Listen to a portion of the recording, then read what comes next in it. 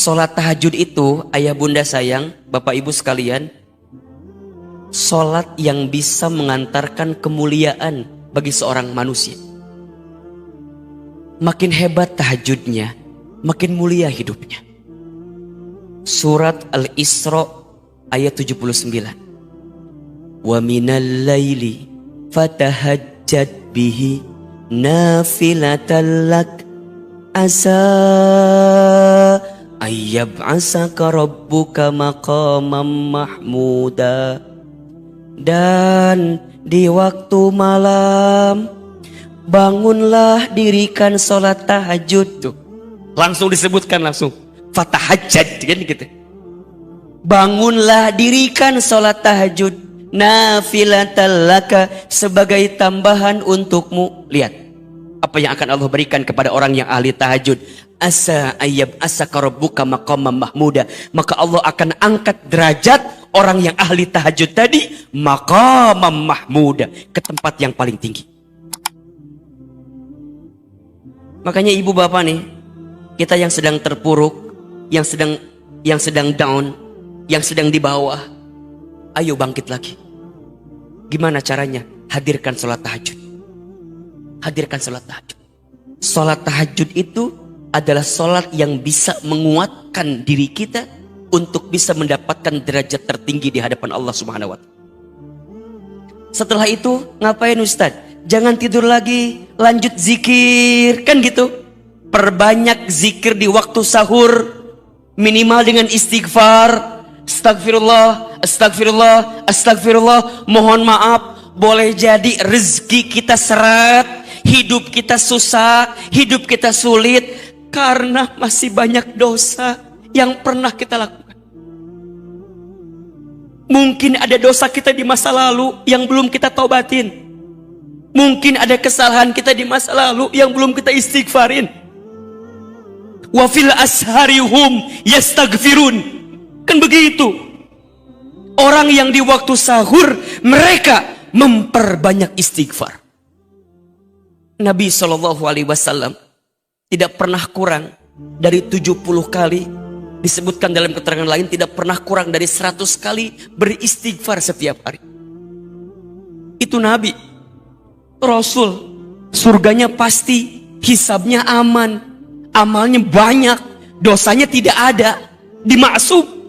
Tapi tidak pernah kurang dari 100 kali beristighfar. Kita siapa? Kita Nabi bukan, Rasul bukan, surga belum jelas, hisab masih menegangkan, amal dikit, dosa banyak. Kita masih belum mau istighfar. Allahu Akbar walillahil hamd. Ayo perbanyak istighfar di waktu sahur. Setelah itu apa Ustadz? Siap-siap dirikan sholat sunnah fajar 2 rakaat sebelum subuh. Kan Bapak Ibu tahu apa pahalanya? Barang siapa yang menunaikan sholat fajar, sunnah fajar 2 rakaat sebelum subuh, maka dia mendapatkan pahala seperti apa?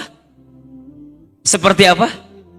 Mendapatkan dunia beserta isinya. Bukan hanya dunianya saja, dunia beserta isinya. Bukankah itu yang kita cari selama ini? Betul apa enggak? Kita banting tulang, tulang banting, kaki di kepala, kepala di kaki, kesana kemari, mencari alamat. Alamat palsu lagi. Apa yang kita cari? Dunia kan? Ya Rob, kata Nabi itu jelas. Orang yang sholat 2 rakaat sunnah fajar sebelum subuh dapetin dunia beserta isinya. Terus gimana Ustadz? Setelah itu subuh berjamaah ke masjid. Barang siapa yang sholat subuh berjamaah di masjid, maka di hari itu dia mendapatkan zimmatillah, penjagaan dari Allah. Jadi kalau hari ini tadi kita sholat subuh berjamaah, maka sepanjang hari dia mendapatkan penjagaan dari siapa? Allah. Kalau Allah udah jaga kita, kelar hidup kita, enak, nyaman. Allah jaga kita. Mau ada yang nipu kita, mau ada yang zolim sama kita, mau ada yang ambil hak kita. Kalau Allah yang sudah jaga gimana? Allah jamin kita, aman hidup kita. Kemudian ngapain lagi Ustadz? Lanjut, nggak pulang dulu, dia duduk di masjid. Barang siapa yang sholat subuh berjamaah di masjid, summa qa'ada, kemudian dia duduk, ngapain? Zikir, muhasabah, baca Quran, taklim, kajian di masjid. Sampai kapan Ustadz? Sampai datangnya waktu syuruk. Setelah itu kemudian dia sholat 2 rakaat, maka dia mendapatkan pahala apa? Haji umrah sempurna. Kemudian Ustadz, infak sodakoh, infak pagi, sedekah subuh. Almarhum guru kita Allahu yarham Syekh Ali sering bilang, sedekah subuh. Ustadz, apa pahalanya? Ya Rob, perhatikan hadis berikut ini. Ya, untuk kita agar terbiasa sedekah subuh. Ma min yaumin tusbihul ibadu illa malakani yanzilani. Tidak ada di setiap hari seorang hamba, kecuali di setiap pagi ada 2 malaikat yang turun kepadanya. Berapa malaikat? 2. Jadi setiap pagi ada 2 malaikat yang turun. Ahilman, ngapain malaikat itu? Ternyata 2 malaikat ini berdoa kepada Allah. Sekarang saya mau tanya, kalau malaikat berdoa, pasti diijabah atau tidak? Pasti dikabulkan atau tidak? Pasti. Apa doanya? Malaikat yang pertama berdoa kepada Allah, Allahumma a'ti munfiqan khalafa. Ya Allah, berikanlah munfiqan kepada orang yang berinfak, bersedekah di waktu pagi hari tadi. Apa? Khalafa, ganti yang lebih baik daripada apa yang dia infakkan. Ini yang doa siapa ini? Yang doa siapa ini? Malaikat, bukan Ahilman, ini malaikat yang doa ini. Ganti dengan yang lebih baik.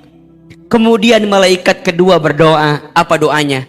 Allahumma ya Allah, a'ti, berikanlah, mumsikan, kepada orang yang pelit, medit, kopet, koret, apalagi?